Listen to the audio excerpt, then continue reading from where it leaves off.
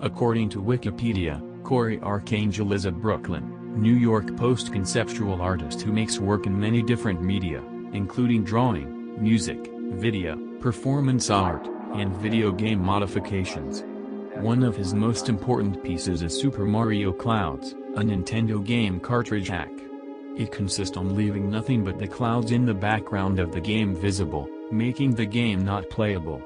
Behind this expression, he transmits how things are not visible, until we make them visible, and how technology decomposition is a way to understand the way it works, making possible the control over its content and behavior.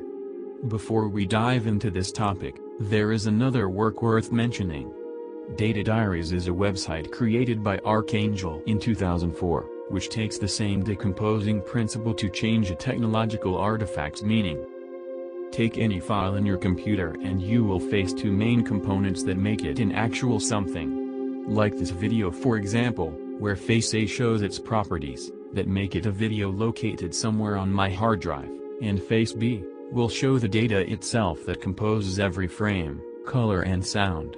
Arcangel noticed that by deleting side B, the data, the computer would fill it with whatever was on the RAM memory at the moment, but keeping its video properties. So he made a site that lets people download an audio-visual expression of whatever he did that day on his computer. What's interesting is the decomposing of technological devices to understand the way they work, why they were made, how they were made, and the arbitrariness behind the products around us. Which leads us to declare that technology is a part of our reality, and it is our duty not only to use it but also to understand it, to take control over it. Did you know that the company behind that phone you use to post funny Instagram stories know exactly where you're at, every week, every day, at every moment? As an example of that, I went ahead to my personal Google Maps account and look what I found. There is a record, stored in a server somewhere, that has a complete information about my locations in the past years. It even knows the people who were with me on those places. The problem is not the fact that they know everything about us or that they in fact control us.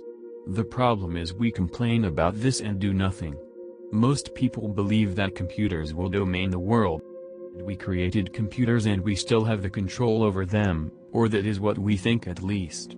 Pedro Domingos claims in his book The Master Algorithm.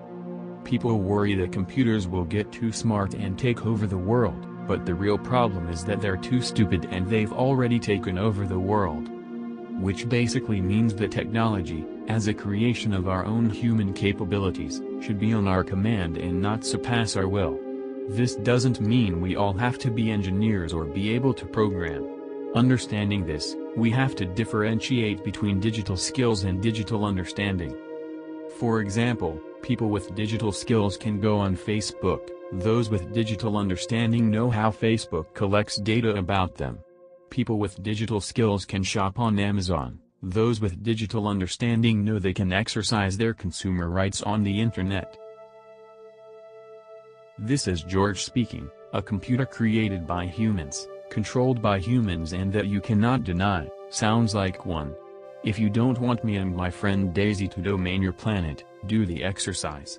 Decompose, understand and take advantage.